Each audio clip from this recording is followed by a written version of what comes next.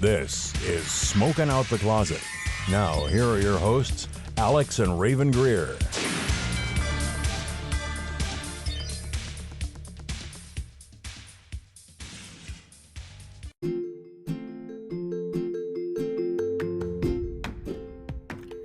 Hey, it's Rayven. I wanted to announce 2 new affiliate programs that Smoking Out the Closet is now a part of. First, I would like to announce a Pittsburgh local company, The Hemp Co., with 2 E's in the. They offer hemp-derived products including Delta 8 and Delta 9 gummies, vape cartridges, and pre-rolls, HHC vape cartridges, and sustainably used devices and products. All products are made with hemp bioplastic for all your cannabis device needs. And every product is third-party lab tested, DEA certified, and Farm Bill compliant.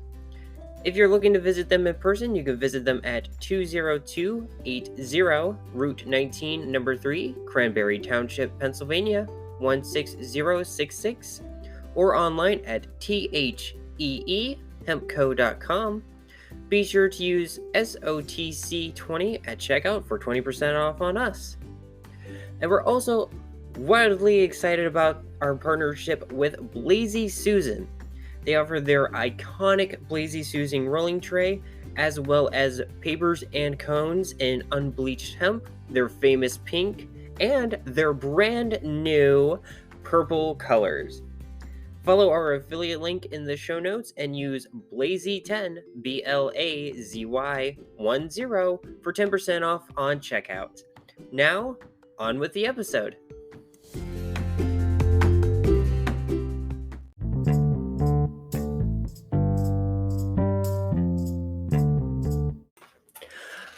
Hi, my name is Rayven, and welcome back to another episode of Smoking Out the Closet.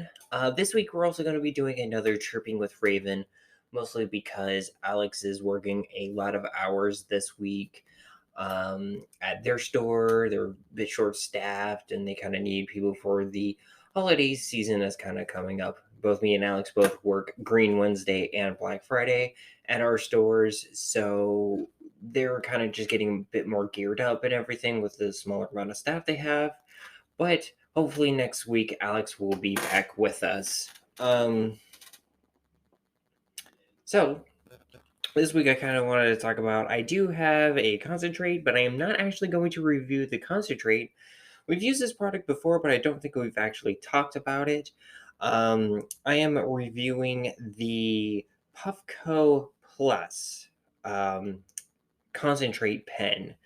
Now, I've had the Yokan Apex before, and that's what I used previously for it, and I liked it. You know, I got it at a store probably for a little more than what it was worth, at like $35, $40 range for the Yokan Apex, and it worked. It wasn't terrible. However, I did end up winning this Puffco Plus in a little contest, and I just kind of wanted to talk about it real quick because it's a pretty decent product. I mean, the top little lip pushes down when you take it off to a little scooper, so you can use that to scoop your concentrates into the container. And you just kind of use the side to push it back up so you don't actually have that stuck in there. Now, the cool part is if you actually take where the chamber is, right above where that button is to turn it on and actually get it heated up, you can actually unscrew it and it becomes a 510 thread battery for your vape cartridges and oils. So that's, I thought, a really cool, neat little trick because I don't believe the Yokan Apex can do that. Now, I do like my Dr. Dabber Boost Evo 2. I do like it. It's a lot more versatile, a lot more easy, but the Puffco Plus is a little more portable. I do believe Dr. Dabber does have a vape pen as well. I just personally don't have that. But I do like the Puffco. It's nice. The drawbacks from my experience with it is you have to be very careful with the chamber in these. The ceramic chambers are very prone to either cracking or kind of coming loose, and you have to get them replaced. While they're not super expensive, it is tedious, so be very careful when you're cleaning with it. That being said, I do really like this product. Don't like the price point. for the price of what I'm basically using, I'm not a huge dab head. So if I was gonna, either get like the Boost Evo 2 from Dr. Dabber or the Puffco Plus. But for like a pen concentrate, I'd rather go with, the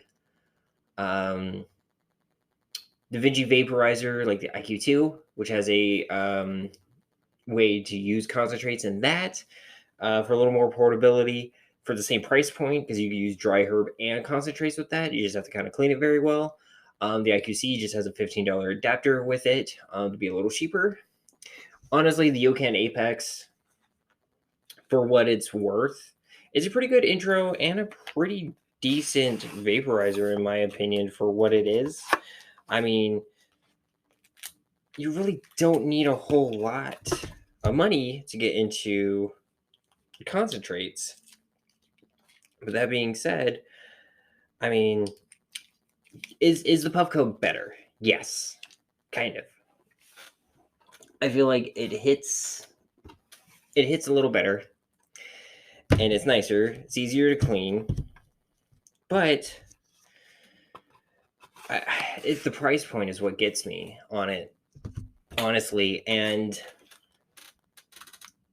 for the price point and the common ceramic issues for the Puffco system, I'm gonna have to give it like a 3.5 out of 5 as a product. I mean, is it nice? Yes. Is it durable metal? Yes. That's what kind of saves this. But the ceramic inside is kind of lacking.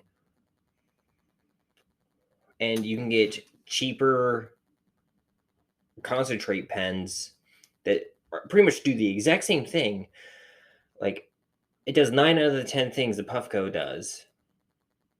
And the only thing it doesn't do is it's not a 510 thread battery. If you don't have a concentrate and you just want to screw it off, it's the only different most of these concentrate pens are to the Puffco. So sorry guys, I got to give you a 3.5 out of 5. Like, you're a great product, I really like you, but if I did not win this, I was never going to have this because I did not see the point in it. So that being said, let's move on to the actual episode. So yeah, like I said, Alex isn't going to be here today. Mostly just because of scheduling issues. But fingers crossed they'll be back with us to finish out No Nug November. Also, thank you for some of y'all who've submitted recipes for us to try. We are trying them. Just taking a little time because of supplies and everything with the holiday. My food budget kind of got allocated for more of that. But I am making some infused edibles when I can. So thank you for that. We will be doing reviews on that here shortly. And we'll be writing them down and bringing up in the final episode of No Nug November, which will be the 29th when that episode comes out. So I first wanted to start with Green Wednesday. Now, Green Wednesday is around the corner, and we've talked about it previously around this time last year on the podcast when we first came out here to Pittsburgh, I believe, was the first episode we talked about out here. And just kind of wanted to bring it up real quick of what it is for those of you who are new or didn't catch that episode last year. So Green Wednesday is the day before Thanksgiving, or Thanksgiving, as some people like to call it. And that's for the United States. Obviously, Thanksgiving is a United States holiday, I think. But Green Wednesday is the day everyone in the States gets their supplies set up for Thanksgiving. So everyone's going to their plugs, their dispensaries, they're getting their plants that are, that just finished curing or anything, whatever. They're getting everything set up so they can take the, quote unquote walk on Thanksgiving to get lifted, get high, and be able to eat all these wonderful and amazing food on Thanksgiving. So for us that work at dispensaries, it's going to be a really busy day for us. So what I wanted to bring up was kind of what are some of the essentials we should do, because Green Wednesday sales are around the corner. Everyone's going to be buying, and you're going to be able to get some of your most amazing like high-end products at your dispensaries. But I first want to bring this up. Don't expect to find any cannabis on Thanksgiving Day. Don't. Everyone's with their families. Everyone's enjoying their food. Everyone's enjoying their meals. Everyone's watching the Macy's Day Parade. Don't expect to find cannabis unless you grow it yourself or already have it, stashed away somewhere. Don't expect to go out and get cannabis on Thanksgiving Day. You want to make sure you get it before Thanksgiving. And I would say, if you can go to your dispensaries, go get it on Green Wednesday because it's going to be a massive sale. So that being said, what are some of the Green Wednesday / Thanksgiving essentials? Transportation devices. Now, you're going to need something to basically be able to move your cannabis and consumption methods from one place to another, whether that's a bunch of pre-rolls you did or bought in an Altoids can, or a bag with all your your stash kit, your session kits. Or a chest. I know some people who get those really fancy sesh kits chests that were kind of like a rolling tray and a whole gearbox and everything in one. Some people bring those kind of big, but if you're gonna go to like someplace like where my family's really accepting and we use before during Thanksgiving, that would be cool to do, so you could share.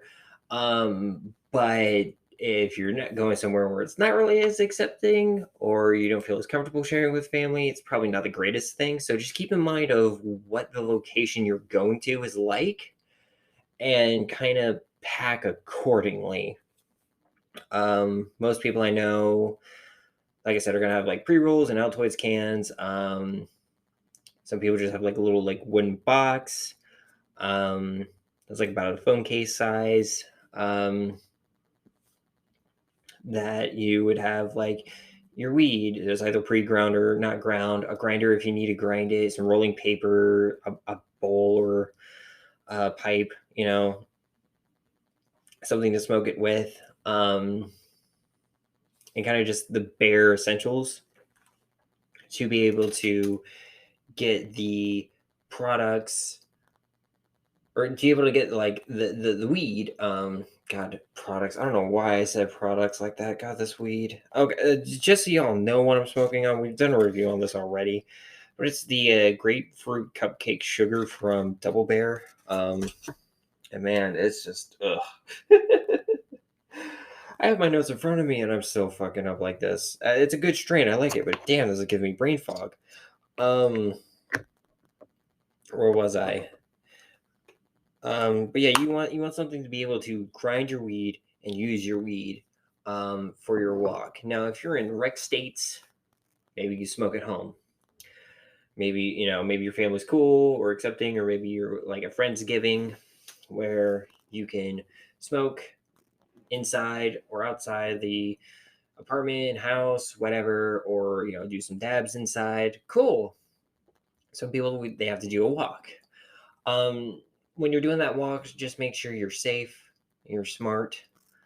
Obviously, don't draw too much attention to yourself. Vaporization is always a lot more inconspicuous than smoking, physically. But, at the end of the day, y'all are adults. You're going to do what you're going to do. Just be smart about it.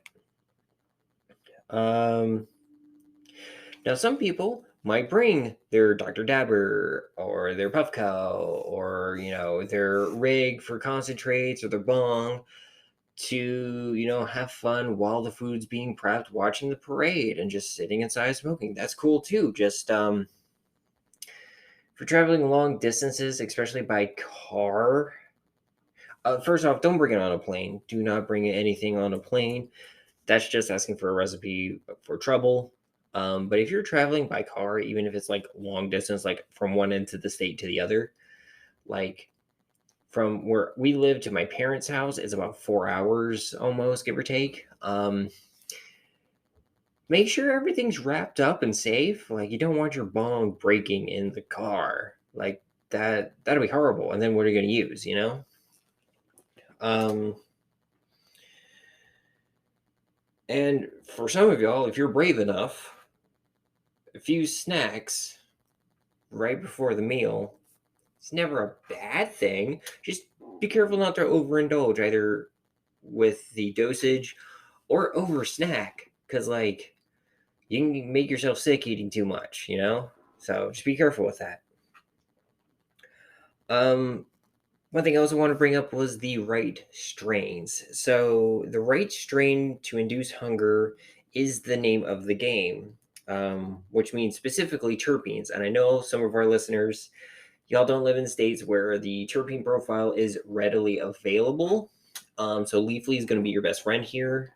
Just take it with a grain of salt because some um, strains, like one I would recommend, gelato, um, can have multiple different parent combinations and different phenotypes.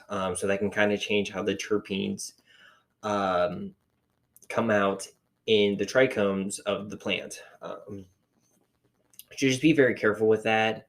But what you really want, terpene wise, is myrcene, caryophyllene, limonene, and pinene. Now, myrcene you want to be careful with because it does sedate you, especially in higher levels.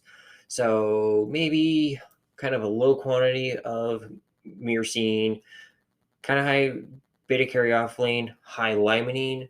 Pinene, I would not recommend if you have anxiety with cannabis, because that usually triggers it for people like Alex. But if you're like, I'm good, I could do whatever, like me, yeah, get some fucking pinene in there. Then you'll be jammed up and you won't get the itis after you eat all that food. I mean, you might still get it. I mean, let's be real, it's a lot of food. But it won't hit you as hard. But THC and CBD heavy strains also can play a factor in increasing appetite. Now, take all this with a grain of salt because this is all theoretical, and um, we don't fully know. We've just seen, but the complete science behind the terpenes and the cannabinoids increasing hunger or the effects and everything um, is still kind of a in study process and understanding, but this is our current understanding of it. But anyway, some good strains I would recommend.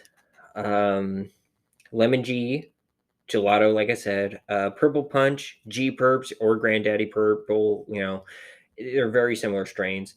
And Banana Macaroon, just to name a few, are really high in either the limonene or caryophyllene combination or high in that limonene pinene, but has still a decent amount of the caryophyllene and myrcenes in them. So those are really great strains to kind of get you amped up for the food, having a fun time, and kind of just enjoying time with family and the food. I mean, I remember last year when we took a walk before the food was finished. It just made everything so much better. And the sweet potatoes, I swear, are the best I've ever had in my life. And I make the sweet potatoes the exact same way my mom makes them every year. And it's just gonna be awesome because we're gonna be smoking while we're cooking. Alex is gonna have me and Mia cooking. So they're gonna be basically in front of the TV watching the parade, getting high. Um, so yeah, definitely make sure you have all your gear and the right strains ready for uh, Thanksgiving, because Green Wednesday is going to be your biggest um your biggest day to get sales if you're going dispensary routes. I swear everywhere I'm seeing signs that like, oh hey, we're gonna have Green Wednesday sales. Um and just keep an eye out, your dispensaries are gonna tell you what, in your area what they're gonna have. Um but yeah, make sure you get something you know works for you and you know is good. Um and just be smart. That's all I can say. Just be smart with, transporting everything. Um, for those of you who are medical states, especially Pennsylvania, keep it in the original packaging, backseat of the car. Um, for my fellow Pennsylvanians, you know that like treat it like liquor or alcohol. Have to keep at least in the back seat, but the trunk is preferred because the cops around here, they're hungry for that Thanksgiving, you know, travel time. And I can already see them. They're already hitting the highways and everything a lot harder because they know they're going to get a lot more tickets and fees and everything generated because of the Thanksgiving holiday travel season. So just be smart. Um, so that's all I had about the Green Wednesday stuff. I do want to bring up one thing quick before we go on to break. Um, Today, as of recording, is Transgender Day of Remembrance. And I wanted to bring up the fact that not only did we have a recent shooting at Club Q in Colorado Springs, which was an LGBT bar and drag performance location, we've also lost a lot of transgender people. And we lost a few transgender people in that shooting, but we also lost a lot of transgender people at the hands of suicide this year. And I think it was like last time I saw the number that we know of was 397 transgender people have lost their lives this year. And I just wanted to make a note here because while it's not going to be the day of the Transgender Day of Remembrance when this episode is released, it is still Transgender Awareness Month. And we have to kind of elevate our fellow trans voices and community members and friends. Make sure your trans loved ones are safe and that they know that you are safe to be out to, because a lot of the rhetoric out there right now is being very, very transphobic, and it is just getting worse and worse. I mean, Tennessee just passed the biggest anti-trans and anti-LGBT bills in our country's history. And these horrible politicians like Lauren Boebert or Bohar, or whatever her fucking name is. I believe she won the election. I don't know if the recount happened. I know because it was like less than 500 people difference that a recount needed to be happened. I don't know if at this point of recording that happened or not. But theoretically, like as of right now, it looks like she won, which is sad because she recently put a tweet about how it's appalling and we need to end the violence against, like,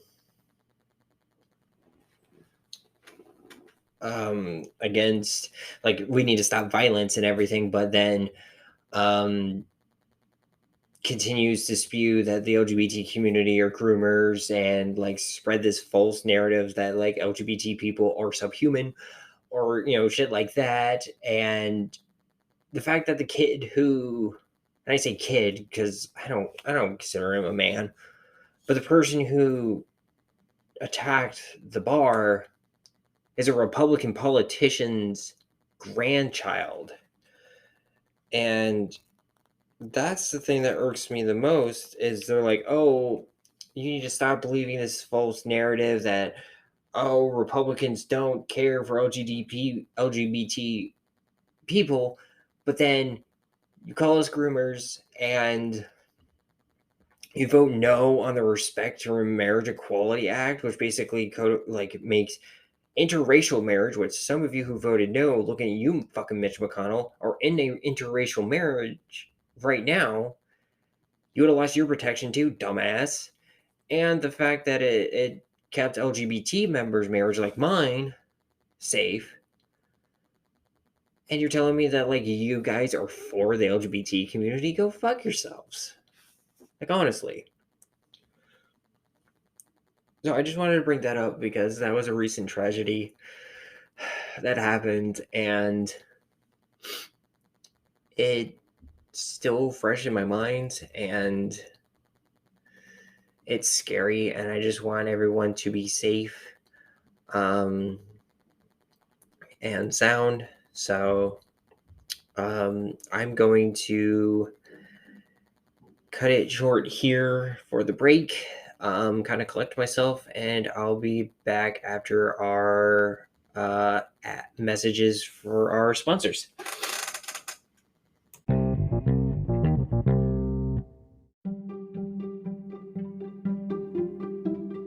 Hey there, it's Alex from Smoking Out the Closet. We've been so glad to be able to make this podcast for you, and we now have some partners who are happy to help make this podcast happen as well. Our friends over at Da Vinci Vapors have sent us one of their many amazing products, the IQC Dry Herb Vaporizer. If you've been listening to the podcast for a while, you've heard us talk about Da Vinci, and we've even used the IQC on the show. With a half-gram dry herb chamber, 30-second heat-up time, precision temperature control, removable and rechargeable 18650 battery, and an on-time of 2 hours, what's not to love about the Da Vinci IQC? Well, what if we told you can get an extra 15% off just for listening to this podcast? That's right, use the code SOTC15 for 15% off at checkout site-wide. Thanks again to our friends over at Da Vinci Vapors, and now, back to the episode.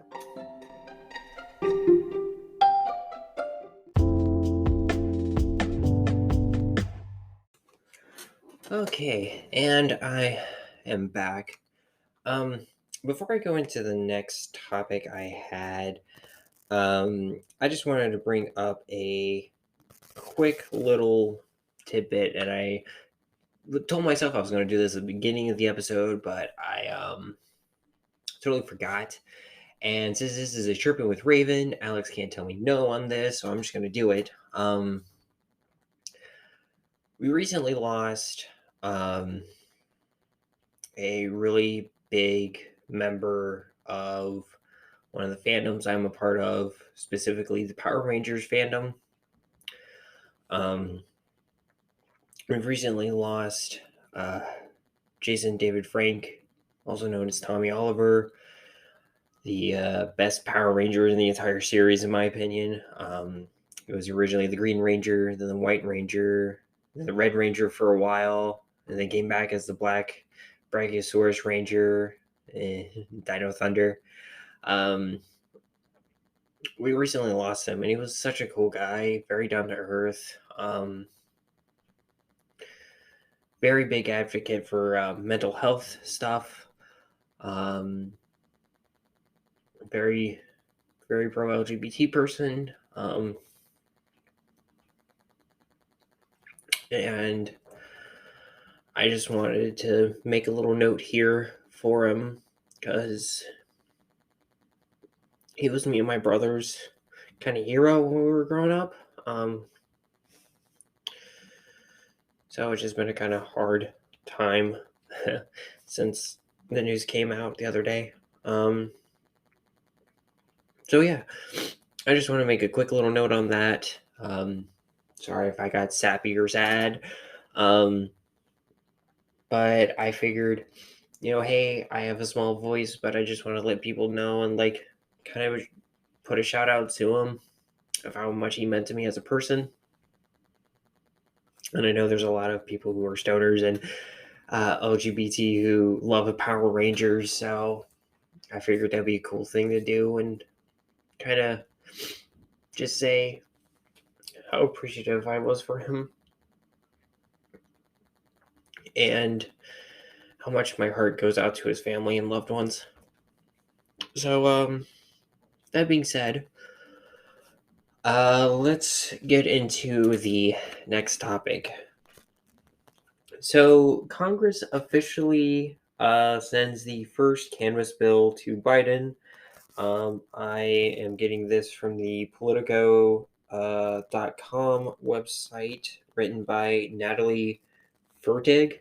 I am so sorry if I mispronounced your last name. But I'll be kind of reading this article and kind of go over everything that it entails. So the Senate passed a bill designed to expand medical marijuana research on Wednesday by unanimous consent. Passage of the legislation, which was sponsored by Senator Dianne Feinstein, Democrat of California, and Representative Earl Blumenauer. Again, sorry if I mispronounced anyone's last names. Democrat of Oregon, and their respective chambers signed a new era in the federal cannabis policy. It is the first standalone marijuana-related bill approved by both chambers of Congress. The House passed the bill in July, also by unanimous consent.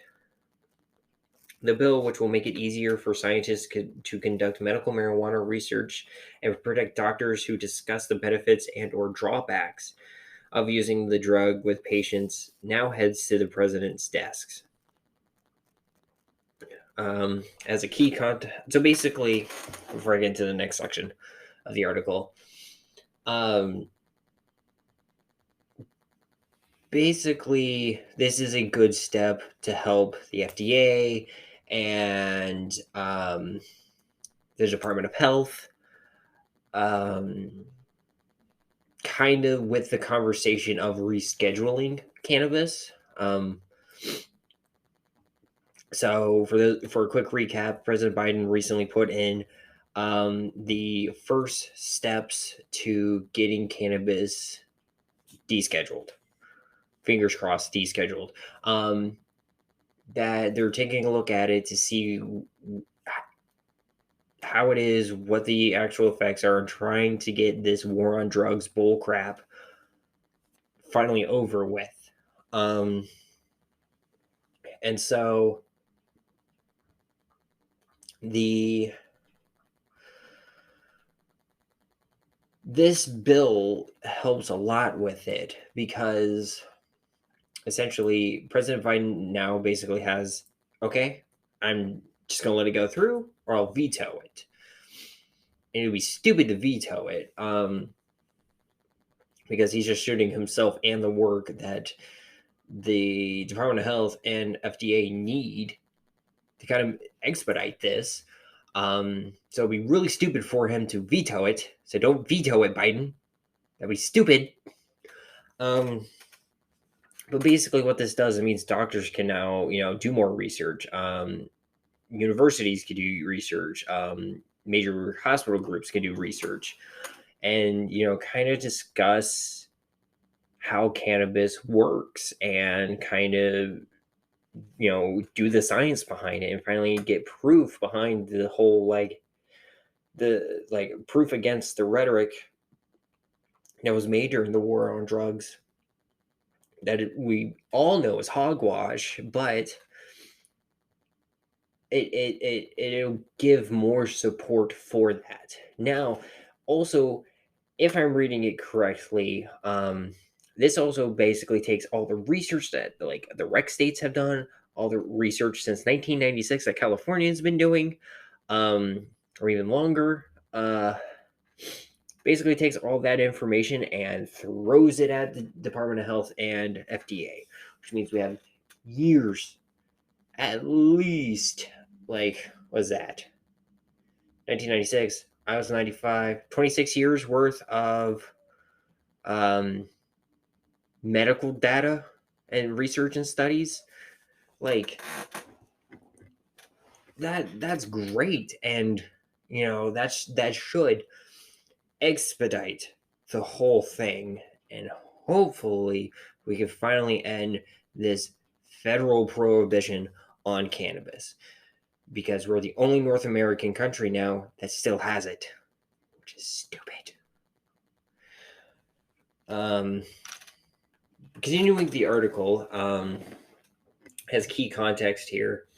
Marijuana is categorized on Schedule 1 on the controlled... Oops, sorry. Hit the table and knocked over the Puffco. Marijuana is categorized on Schedule 1 on the Controlled Substances Act. It's the same category as heroin.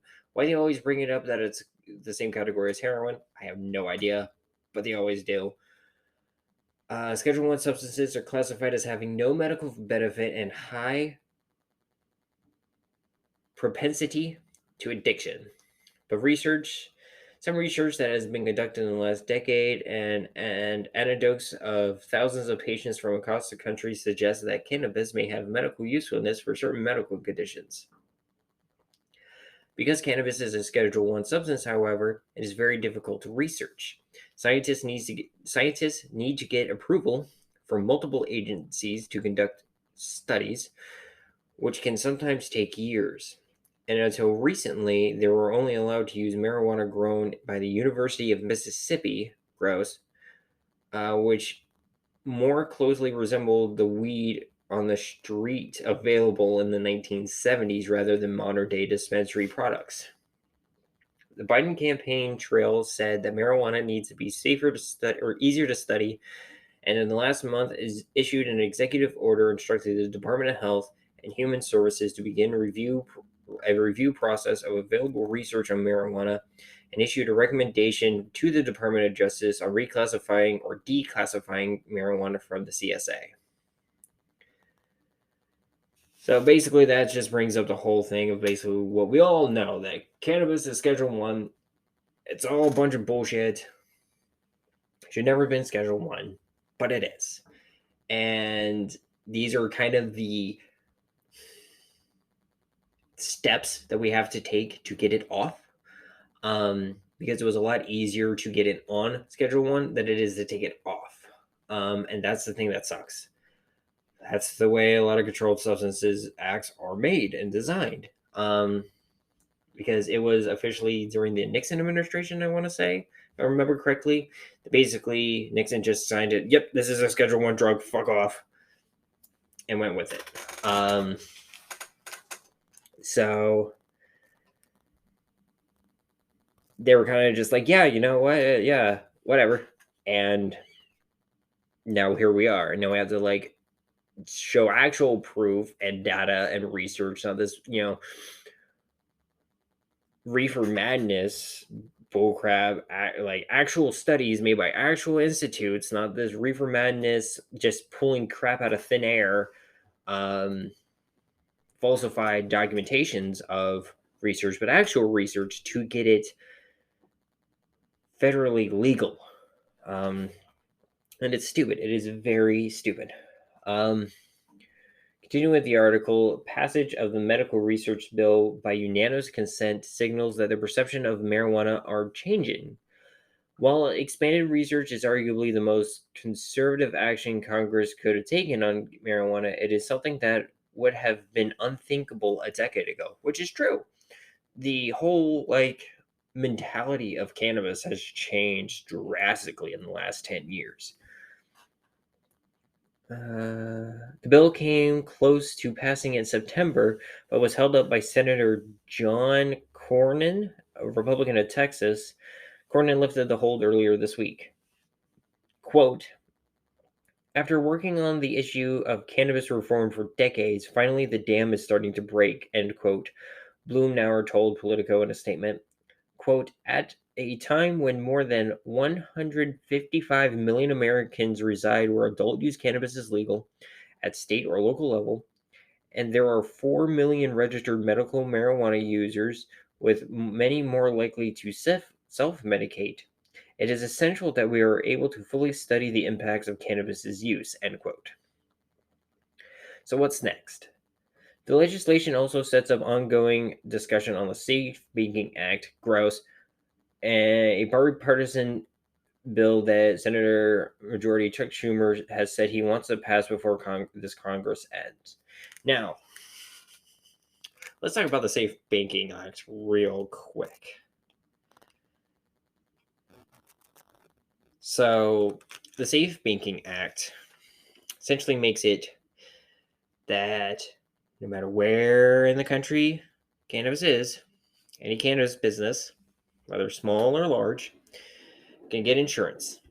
So if something happens where a dispensary gets robbed or burgled, or like a hurricane or something destroys it, they have insurance on the building and everything, right? Cool. It also helps with the FDIC and allows banks to work with cannabis companies a lot more easily, which means, hey, guess what? You can use your credit card at a dispensary then, instead of having either to pay in cash or using a debit reader that basically is like an ATM. So while that is good, at the end of the day, they mostly just kind of help the MSOs, you know? A lot of these things don't have enough back for like social equity. Doesn't do anything to help like small mom and pop businesses get loans easier to start their dispensaries. Doesn't help anything with like the cannabis fees and legislations that like, you know, make it hard for small businesses to get off the ground to be in cannabis. So it kind of doesn't fully do enough. Well, I kind of respect it and I kind of like the idea. It's great in paper. I will say I do like the idea on paper, but the way it looks like it's going to work out in practice is not good. It seems like it's only going to help the MSOs, the elite of cannabis. We don't want that. So yeah, not a huge little not a huge fan of it, I should say. But yeah, if we get more research done on cannabis, this will definitely be a huge thing to help with getting it just legal, because we know it helps. Like, I'm one of those people that it helps. It's helped me tremendously with my mental health. I've seen it help people who were recovering alcoholics, and I have a regular that comes in. I won't say names because, you know, got to be HIPAA compliant. While we're not under HIPAA law, we like to follow it to be on the safe side and be respectful, you know. He was a hardcore alcoholic, and his face has gotten more fuller. He's full of life now. It doesn't look like a husk. He used to look like the Crypt Creeper from Tales of the Crypt, almost like that kind of sunken in face and everything. But now he's a lot more filled in his face, and he looks happier and healthier. And I'm so happy for him. I've seen it help with like some of my regulars who know me by name, who are like cancer patients, and it's helping them so much, and I'm so grateful for it. Like, not that it's not just helping me, but it's helping so many other people out there, and I get to be a part of that, you know. So it's nice, and it should be legal. It should be 100%. Now, do I think we should have it to where, you know, it's like PA's liquor laws? No. Like, I don't think we should do the Canadian method, where, like, everything's kind of controlled by the government and sold by the government. But I do think we should have the ability for, like, mom and pop dispensaries to open up. You know, like, corner store, like, weed stores. Hell, fucking, like, go into Walmart and get, like, cannabis infused soda or something, you know? Obviously, gonna have to make it 21 or older. Unless you're a medical patient to get it. But like recreationally, 21 and older, which honestly, it's not the worst thing. If that is what we have to have for like legal weed, I'm sorry, kids. There shouldn't be any kids listening to this podcast, but if there is, or anyone who has kids who, they're kind of like, oh yeah, weed. It's like booze.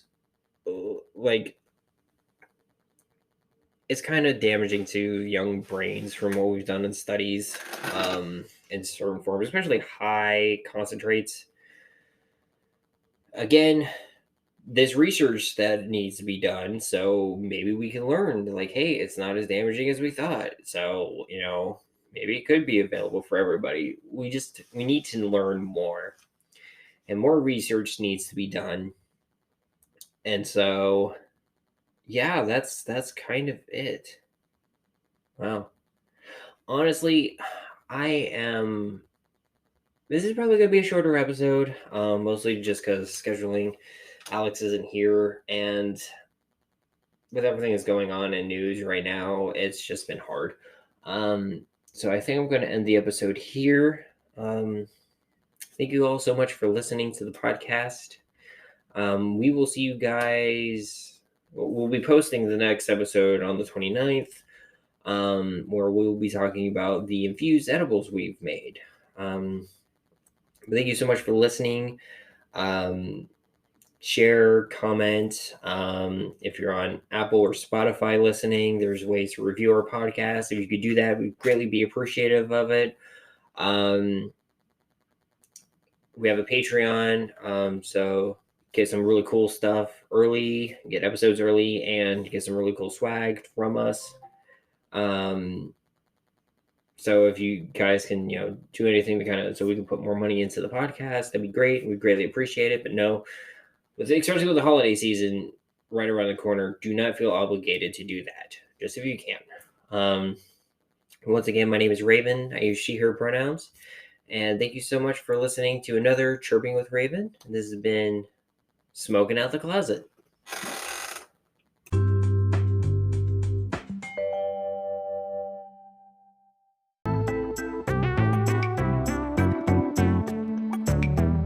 Rayven here. I just wanted to make a little ad for our Patreon that we started. First and foremost, all the funds generated with this Patreon is going to go directly back into the podcast, whether that's better equipment so we can make better sounding episodes, give you guys really cool stuff like stickers, pictures, nice little trinkets from us, or be able to travel to places where there is legal weed or there's certain LGBT communities that we want to interact with and talk to, and potentially have some really cool guests come on the show. Now, right now, our Patreon is bare bones, and I do apologize with that, but we hope to make it a little better as time goes on. Right now, we have 3 tiers: flower, vape cartridges, and concentrates. Flower is $3 per month. Vapes is $6 per month, and concentrates is $9 per month. With flower, you get access to our Discord, the Scuttle Zone, a private Discord that we have for you guys to kind of interact with each other and potentially interact with us. We have things for like different aspects of the cannabis community and LGBT community where you guys can talk to and kind of just interact with each other and learn from each other, and learn with us. But you also get early access to these episodes. You get a day or two, basically immediately after I'm done editing the episode, I am putting it on the Patreon so you guys can listen to it early. With vape, you have everything from the flower, but you also have access to the private chat room in the Discord server for one-on-one discussions and questions for us. You'll have the ability to basically be, hey, I have a question about this certain thing, and we'll answer it at the end of every episode. We won't get to everyone all at the same time, obviously, but we'll spread it out through the month and be able to get to as many questions as we can. And then with the concentrates, you get everything from flower and vape, but you also get behind the scenes looks at what we do here. I'll show like what I'm editing and like maybe little sound files or like little clips of what we're working on. Our show notes, so you get to see that early, potentially, knowing what topics we're going to be talking about on this next episode.